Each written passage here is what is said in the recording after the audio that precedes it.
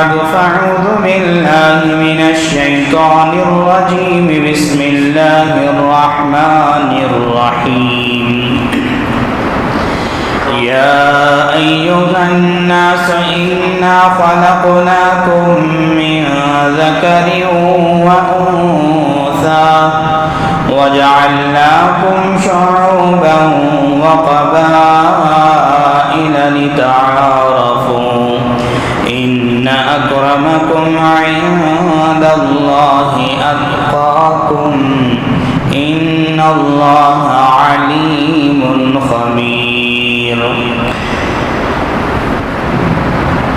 وقال النبي صلى الله عليه وسلم أوصيكم بتقوى الله أو كما قال عليه الصلاة والسلام. اللهم صل على سيدنا محمد في أول كلامنا.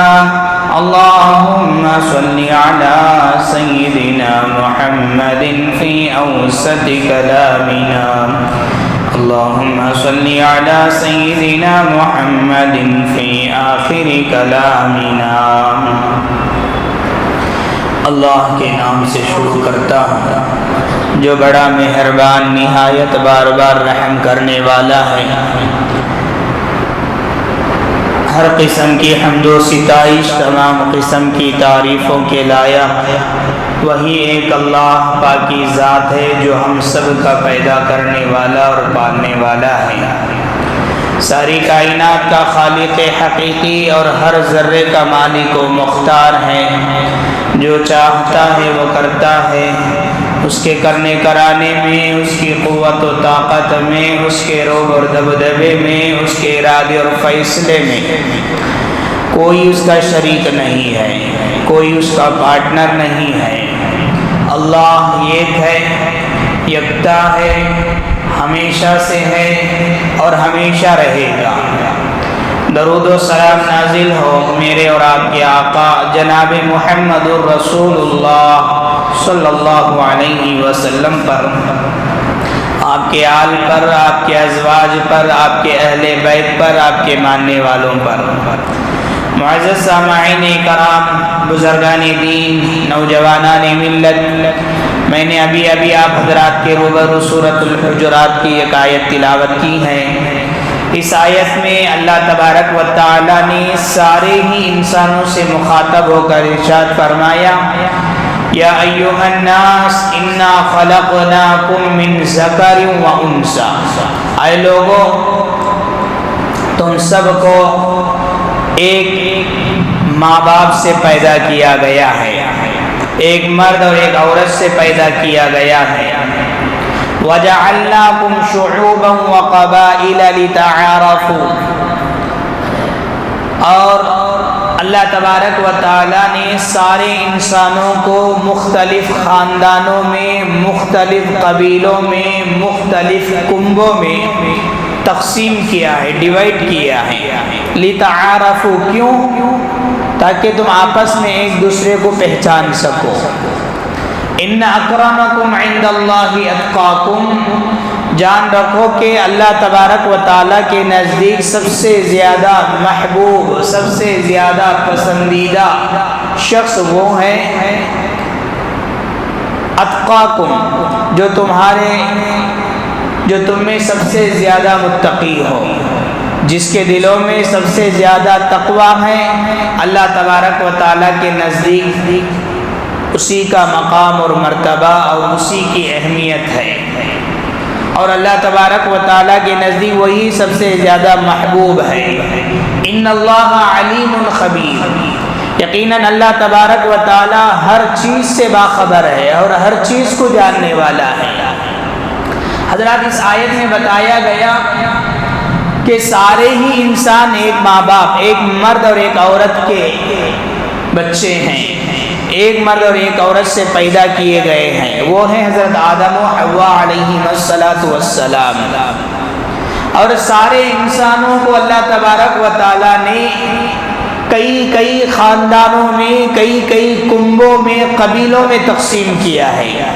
کیوں تقسیم کیا ہے؟ تاکہ آپس میں ایک دوسرے کی شناخت ہو سکے، پہچان ہو سکے۔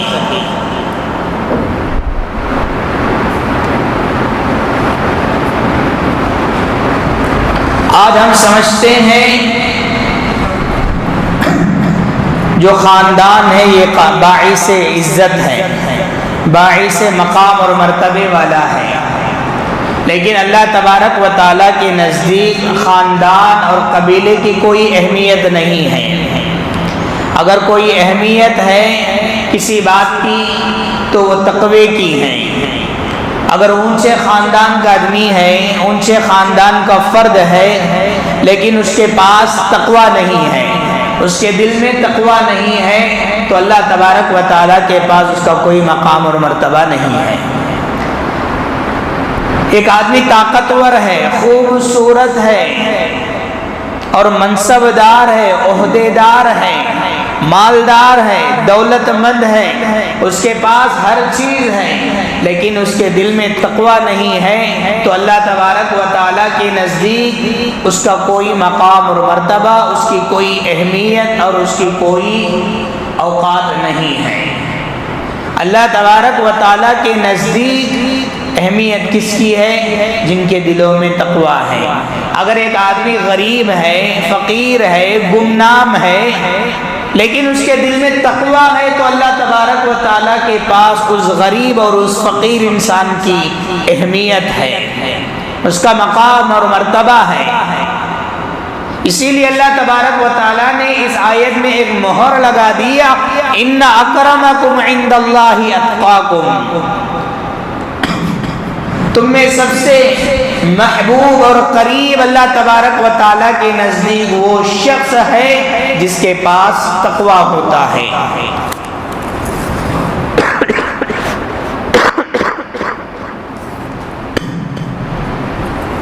حضرات، حج ایک بہترین اور اہم ترین عبادت ہے، اور ارکان اسلام جو اسلام کے 5 ارکان ہیں ان میں سے ایک اہم ترین رکن حج کی عبادت بھی ہے۔ حج ایک بہت بڑی سعادت مندی کی بات ہے۔ چند ہفتے پہلے حجاج کرام حج کے ادائیگی کے لیے، حج کی عبادت کرنے کے لیے، حج کے حجاج کرام کا قافلہ تیاریوں پر لگا ہوا تھا۔ ابھی وہی حجاج کرام کا قافلہ واپس آنے کے لیے تیاری میں لگے ہوئے ہیں۔ حج کی عبادت ایک ایسی عبادت ہے کہ حج میں جانے والے حجاج کرام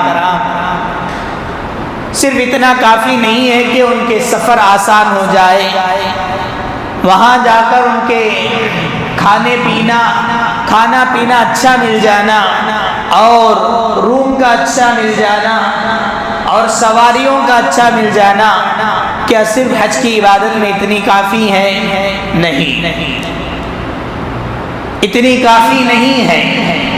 حجاج کرام کے لیے یہ بھی بہت آرام دہ چیز ہے کہ سواریوں کا اچھا مل جانا، کھانا پینا اچھا مل جانا، سواریوں کا اچھا مل جانا، یہ بھی آرام دہ چیز ہے، لیکن جو حج کی اصل روح ہے، حج کی عبادت کی جو اصل جان ہے، وہ ہے حج کے بعد کی وہ بہت ساری اہم ذمہ داریاں ہوتی ہیں۔ وہ کیا ذمہ داریاں ہیں؟ آج کے خطبے میں میں وہی آپ کے سامنے پیش کرنے جا رہا ہوں۔ نئے حجاج کرام کے لیے بھی اور پرانے جو حاجی صاحب یہاں پر بیٹھے ہوئے ہیں ان لوگوں کے لیے بھی یہ بہت بڑا پیغام ہے اور بہت سارے تعلیمات ہیں۔ حضرات، وہ تعلیمات یہ ہیں کہ اگر ایک لفظ میں کہوں حجاج اکرام کے لیے حج کے بعد کی زندگی کیسے گزارنی چاہیے، تو وہ ایک لفظ یہ ہے کہ تقوی کے ساتھ زندگی گزارنا ہے، پرہیزگاری کے ساتھ زندگی گزارنا ہے۔ ہم تقوی کا لفظ بارہا سنتے ہیں کہ بہت بار ہم تقوی کا لفظ ہم سنتے ہیں، ہمارے کانوں سے تقوی کا لفظ ٹکراتے ہیں، لیکن تقوی کسے کہتے ہیں ہمیں معلوم نہیں۔ تقوی کا لفظی معنی ہوتا ہے بچنے کے، کسی بھی چیز سے بچنا، لیکن شریعت کے اصطلاح میں تقوی کہتے ہیں۔ حضرت عبداللہ ابن مسعود رضی اللہ عنہ کہتے ہیں کہ ان یعطا ولا یعصا، اللہ تبارک و تعالیٰ کی اطاعت کرے، فرما برداری کرے، ولا یعصا، اور اللہ تعالیٰ کی نافرمانی نہ کرے، وَأَن يُذْكَرْ وَلَا يُنْسَى، اللہ تبارک و تعالیٰ کو ہمیشہ یاد کرتے رہیں، کبھی اللہ تعالیٰ کو نہ بھولیں، وَأَن يُشْكَرْ وَلَا يُكْفَرْ، اور اللہ تبارک و تعالیٰ کی شکر گزاری کرتے رہیں اور اللہ تبارک و تعالیٰ کی کبھی ناشکری نہ کریں۔ حضرت عبداللہ ابن مسعود رضی اللہ عنہ نے تقوی کا یہ اصطلاح بیان کیے ہیں، لیکن حضرت عمر بن خطاب رضی اللہ عنہ ایک مرتبہ حضرت ابی بن کعب رضی اللہ عنہ سے پوچھتے ہیں کہ اے ابی ذرا بتاؤ کہ تقوی کسے کہتے ہیں، تقوی کسے کہتے ہیں؟ جان رکھو کہ حضرت عمر فاروق رضی اللہ عنہ جلیل القدر صحابی ہیں، اس کا ہرگز یہ مطلب نہیں ہے کہ حضرت عمر فاروق رضی اللہ عنہ کو تقوی کا مطلب معلوم نہیں، تقوی کا معنی معلوم نہیں۔ یاد رکھو کہ جب بھی کوئی علم والا صاحب علم سے ملاقات کرتا ہے تو اس کے علم سے فائدہ اٹھانے کی کوشش کرتا ہے۔ ایک عالم ہے جب دوسرے عالم سے ملاقات کرتا ہے ہمیشہ یہ اس کے دل میں رہتا ہے کہ میں اس کے علم سے زیادہ فائدہ اٹھاؤں گا۔ حضرت عمر فاروق رضی اللہ عنہ بھی یہی چاہا کہ تقوی کا معنی حضرت ابی بن کعب رضی اللہ عنہ سے پوچھا کہ تقوی کسے کہتے ہیں، کیونکہ حضرت ابی بن کعب رضی اللہ عنہ ایسے ذی علم والے صحابی ہیں، ان کے اندر ایسے علم ہیں کہ خود پیارے نبی صلی اللہ علیہ وسلم نے ان کو کتاب الہی کی بشارت دی ہے۔ ایک مرتبہ پیارے نبی صلی اللہ علیہ وسلم نے حضرت ابی بن کعب رضی اللہ عنہ سے پوچھتے ہیں کہ اے ابی ذرا بتاؤ کہ قرآن مجید میں سب سے عظیم آیت کون سی ہے، سب سے عظیم آیت کون سی ہے؟ تو حضرت ابی بن کعب رضی اللہ عنہ نے سوچ سمجھ کر بتایا کہ یا رسول اللہ، قرآن مجید میں میری رائے کے مطابق، میرے خیال کے مطابق سب سے عظیم آیت اگر کوئی ہے تو وہ آیت الکرسی ہے، وہ آیت الکرسی ہے۔ پیارے نبی صلی اللہ علیہ وسلم نے ابی بن کعب رضی اللہ عنہ کو کہا کہ لیہلک العلم ابا المنذر، اے ابو المنذر، یہ حضرت ابی بن کعب رضی اللہ عنہ کی کنیت ہے، نک نیم جسے کہتے ہیں۔ ان کے سینے پر ہاتھ مارتے ہوئے شاباشی دیتے ہوئے کہا کہ کتاب الہی کا علم تمہیں مبارک ہو۔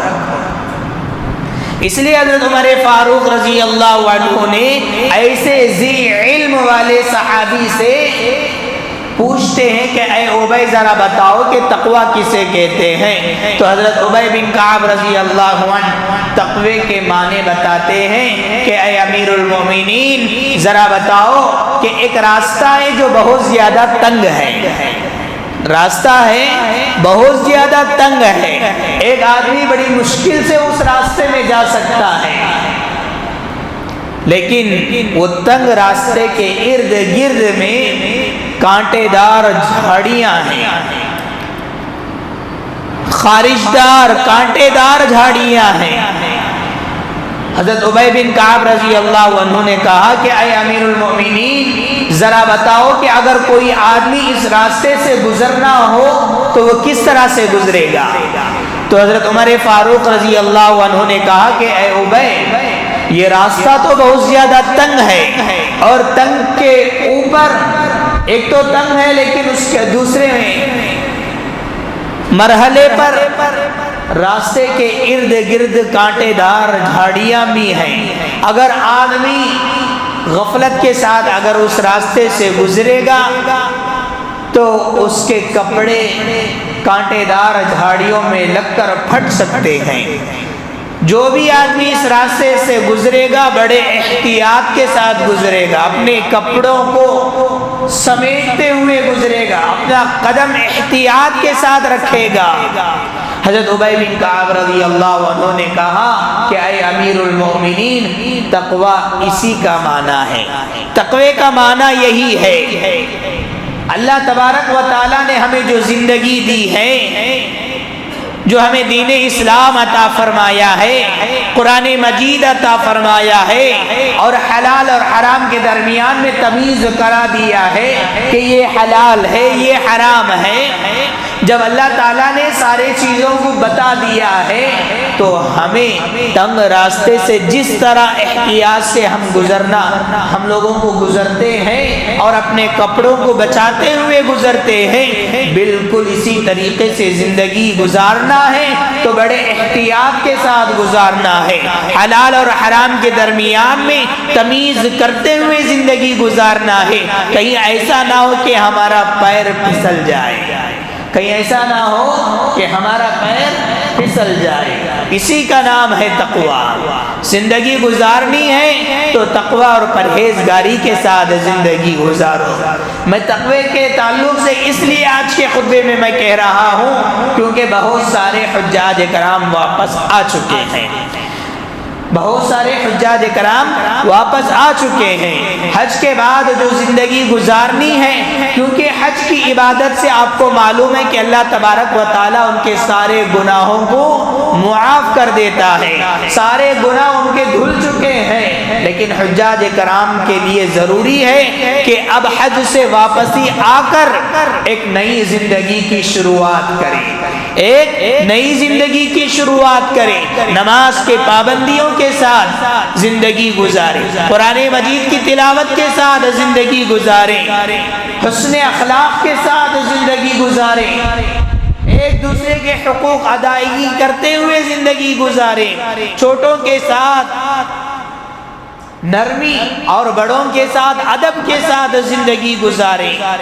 حجاج کرام کے لیے یہی بہت بڑا پیغام ہے حج سے واپس آنے کے بعد۔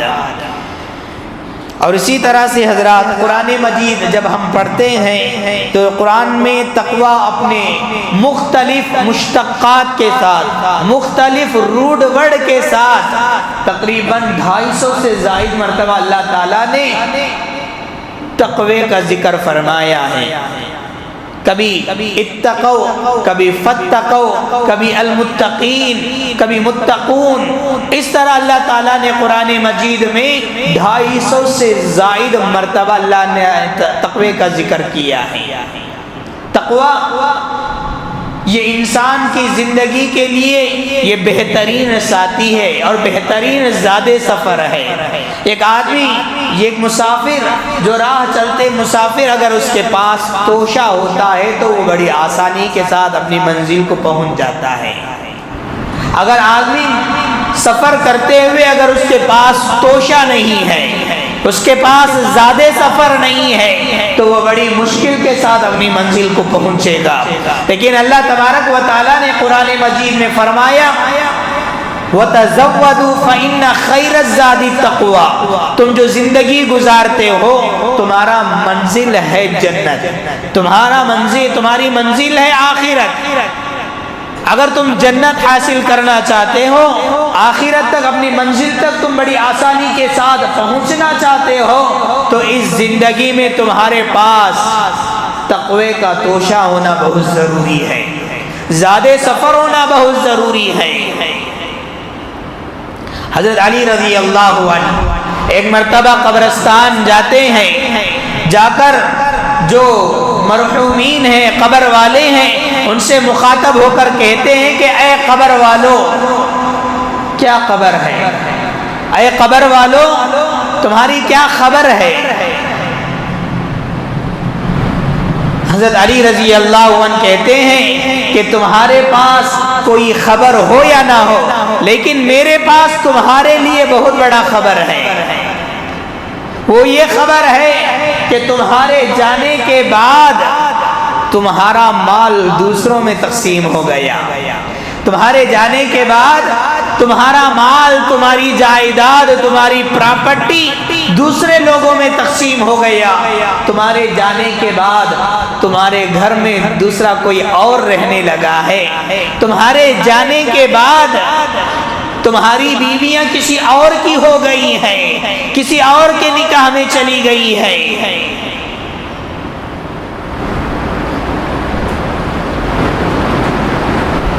اللہ تبارک و تعالیٰ نے انسان کے اندر وہ طاقت نہیں رکھی ہے کہ مردے کی آواز سن سکے۔ اگر اللہ تعالیٰ نے انسان کے کانوں کے اندر وہ سکت اور وہ طاقت اگر عطا فرمایا ہوتا تو مردے کی آواز کو سننے کا، مردوں کا جواب بھی یہ انسان سن لیتا۔ وہ ضرور یہ جواب دیتے کہ اے لوگو، ہم نے زندگی میں جو پایا ہے، اگر ہمارا ساتھ اگر کوئی رہا ہے تو وہ تقویٰ ہے، وہ تقویٰ ہے۔ آخرت میں اگر کوئی چیز ساتھ دینے والی ہے تو ہمارے تقوی کی زندگی ہی ساتھ دینے والی ہے۔ جو آج اللہ کو ڈر کر چلا، اللہ کی اطاعت و فرما برداری کر کے چلا، یہی چیز کل آخرت میں کام آنے والی ہے۔ اسی لیے زندگی گزارو، عالی شان بنگلوں میں رہو، بینک بیلنس کے ساتھ زندگی گزارو، بہترین سواریوں میں پھرو، لیکن ساتھ ساتھ تقوی کے ساتھ زندگی گزارو۔ جیسا کہ حضرت علی رضی اللہ عنہ نے کہا کہ تمہارا گھر میں کوئی اور رہنے لگے گا، تمہاری جائیداد، تمہاری دولت دوسروں میں تقسیم ہو جائے گی، تمہاری بیویاں دوسروں کے نکاح میں چلی جائے گی۔ لیکن اگر آپ زندگی میں تقوی کے ساتھ گزارے ہوتے تو یہی تقوی تمہارے ساتھ قبر میں بھی آئے گا اور آخرت میں بھی آئے گا۔ حضرات، متقی انسان اللہ کے نزدیک اور پیارے نبی صلی اللہ علیہ وسلم کے نزدیک بھی عزت والا ہے، بہت زیادہ عزت والا ہے۔ آج ہم سمجھتے ہیں کہ دنیا کے اندر عزت کا معیار سمجھتے ہیں کہ دولت مند ہے تو وہ عزت والا ہے، شہرت والا ہے تو وہ عزت والا ہے، مالدار ہے تو عزت والا ہے، عہدے دار ہے تو عزت والا ہے، منصب دار ہے تو عزت والا ہے۔ آج ہمارے معاشرے کے اندر عزت کا اور شرف کا یہ معیار سمجھتے ہیں۔ یہ سارے معیار جھوٹے معیار ہیں، یہ سارے معیارات جھوٹے معیارات ہیں۔ عزت اسی کی ہے جس کے دل کے اندر تقویٰ ہے۔ یہ میں نہیں کہہ رہا ہوں، اللہ تبارک و تعالیٰ خود کہتا ہے، ان اکرمکم عند اللہ اتقاکم۔ اللہ تبارک و تعالیٰ کے نزدیک سب سے زیادہ عزت والا، سب سے زیادہ اکرام والا وہی شخص ہے جس کے دل کے اندر تقویٰ ہوگا۔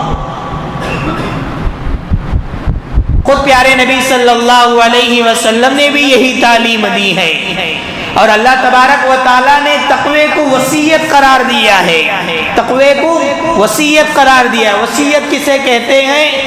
کہ انسان مرنے سے پہلے وصیت لکھتا ہے کہ میرے مرنے کے بعد فلاں آدمی کو قرض دینا ہے، قرض دے دیجئے، فلاں مال ہے، فلاں سے پیسہ لینا ہے، اس سے لے لیجئے، میری اتنی اولاد ہے، میرا مال اتنے اولاد میں تقسیم کر دیجئے۔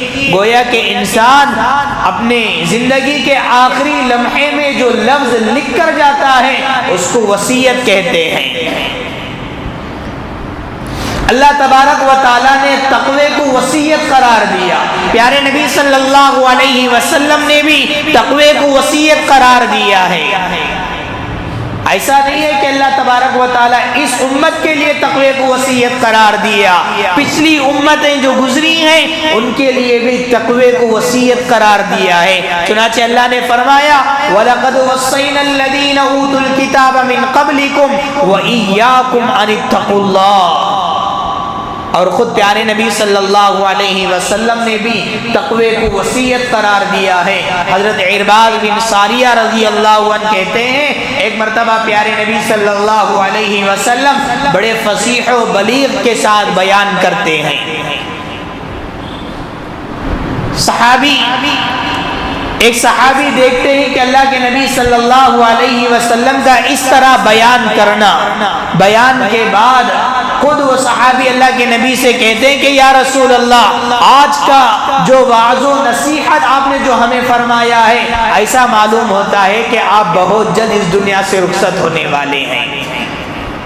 تو وہ صحابی کہتے ہیں کہ یا رسول اللہ ہمیں کوئی وصیت کر دیجئے۔ تو پیارے نبی صلی اللہ علیہ وسلم نے فرمایا اوصیکم بتقوی اللہ، میں تمہیں تقوی کی وصیت کرتا ہوں۔ گناہوں سے بچ کر زندگی گزارو، خیانت سے بچ کر زندگی گزارو، دھوکے سے بچ کر زندگی گزارو، جھوٹ سے بچ کر زندگی گزارو، بڑی امانت داری کے ساتھ، سچ کے ساتھ، اللہ تبارک و تعالیٰ کی اطاعت و فرما برداری کے ساتھ، پیارے نبی صلی اللہ علیہ وسلم کی تعلیمات کے ساتھ تم زندگی گزارو، یہی تقویٰ ہے۔ حضرات، قرآن مجید کے اندر سورۃ الطلاق میں اللہ تبارک و تعالیٰ نے جو آدمی تقوی کو اپناتا ہے، متقی انسان کے لیے 5 بشارتیں سنائی ہیں۔ سب سے پہلی بشارت وَمَن يَتَّقِ اللَّهَ يَجْعَل لَّهُ مَخْرَجًا، اگر انسان اپنی زندگی میں پریشان ہے، مصیبت میں گرا ہوا ہے، اگر وہ تقوی کے ساتھ اگر زندگی گزارتا ہے تو اللہ تبارک و تعالیٰ اس مشکل سے نکلنے کا آسان راستہ اسے عطا فرما دیتے ہیں۔ یہ سب سے پہلی بشارت ہے۔ آج معاشرے کے اندر ہر آدمی پریشانی کا اور مشکل کا مارا ہوا ہے۔ ہر آدمی آ کر یہ شکایت کرتا ہے کہ حضرت دعا کریں کہ ہماری زندگی میں پریشانی ہے، ہمارے بزنس میں پریشانی ہے۔ تقوی کو اپنا کر دیکھو، اللہ تبارک و تعالیٰ تمہاری پریشانیوں کو کیسے دور کرتا ہے۔ پریشانی سے مشکل سے نکلنے کا راستہ اللہ تبارک و تعالیٰ غیب سے مدد فرما دیتا۔ یہ تقوی کی سب سے پہلی بشارت ہے۔ تقوی کی جو دوسری بشارت ہے وَيَرْزُقْهُ مِنْ حَيْثُ لَا يَحْتَسِبُ، اگر آدمی تقوی کے ساتھ زندگی گزارتا ہے، اللہ تبارک و تعالیٰ اس کے رزق میں ایسے برکت عطا فرما دیتا ہے، اسے زندگی میں ایسا رزق عطا فرما دیتا ہے، رزق وہاں سے عطا فرمائے گا جہاں سے اس کا وہم و گمان بھی نہیں ہوگا۔ وہم و گمان بھی نہیں ہوگا کہ ہمارا رزق یہاں سے آنے والا ہے۔ یہ تقوی کی دوسری بشارت ہے۔ تقوی کی تیسری جو بشارت ہے وَمَن يَتَّقِ اللَّهَ يَجْعَل لَّهُ مِنْ أَمْرِهِ يُسْرًا، اللہ تبارک و تعالیٰ تمہارے معاملات کو آسان کر دیتا ہے۔ آج انسان بزنس کرنے والے، تجارت کرنے والے معاملات کو لے کر بہت پریشان ہے۔ میں ایک دوست سے قرض لیا تھا، ایک دوست کو میں نے قرض دیا تھا، میں نے اپنی تجارت میں، اپنے بزنس میں میں نے دوست کو پارٹنر بنایا تھا، لیکن میرے دوست نے مجھے دھوکہ دے دیا، میرے ساتھ میں رہنے والے نے مجھے پھنسا دیا ہے۔ یاد رکھو، اگر ہم نے اپنی زندگی میں تقوی کے ساتھ زندگی گزاری ہوتی تو ہمارا معاملات اللہ آسان کر دیتا۔ ابھی بھی وقت ہے کہ تقوی کو اپنا کر دیکھو، اللہ تعالیٰ تمہارے معاملات کو کیسے آسان کرتا ہے۔ اور اسی طرح سے حضرات، تقوی کی جو چوتھی بشارت ہے وَمَن يَتَّقِ اللَّهَ يُكَفِّرْ عَنْهُ السَّيِّئَاتِ، اللہ تبارک و تعالیٰ متقی انسان کے سارے گناہوں کو معاف کر دیتا ہے، سارے گناہوں کو معاف کر دیتا ہے۔ اور 5ویں بشارت اللہ تعالیٰ نے قرآن میں فرمایا وَمَن يُعْظِمْ لَهُ أَجْرًا، جو آدمی تقوی کے ساتھ زندگی گزارتا ہے تو اس کے لیے اجر عظیم ہے، بہت زیادہ ثواب ہے، بہت زیادہ نیکی ہے۔ اسی لیے حضرات، ہمیں زندگی گزارنی ہے تو تقوی کے ساتھ زندگی گزارنی ہے، اللہ تبارک و تعالیٰ کی اطاعت و فرما برداری کے ساتھ زندگی گزارنی ہے، پیارے نبی صلی اللہ علیہ وسلم کے تعلیمات کے ساتھ زندگی گزارنی ہے۔ یہ تقوی یہ ایسی چیز ہے کہ اللہ تبارک و تعالیٰ سے خود مانگ کر لینے کی چیز ہے۔ اسی لیے پیارے نبی صلی اللہ علیہ وسلم نے ہمیں یہ مسنون دعا سکھائی ہے، اللہم آتی نفسی تقواہا وزکیہا انت خیر من زکاہا انت ولیہا و مولاہا یا رب رب العالمین۔ دوسری جگہ پیارے نبی نے دعا سکھائی، اللہم انا نسألک الہدی والتقی والعفاف والغنی۔ یہ دعائیں ہمیں ہمیشہ نمازوں کے بعد کرتے رہنا چاہیے۔ دعائے رب العالمین سے اللہ تبارک و تعالی ہم تمام کو سنی ہوئی باتوں پر عمل کرنے کی توفیق نصیب فرمائے، آمین۔ وآخر دعوانا الحمدللہ رب العالمین۔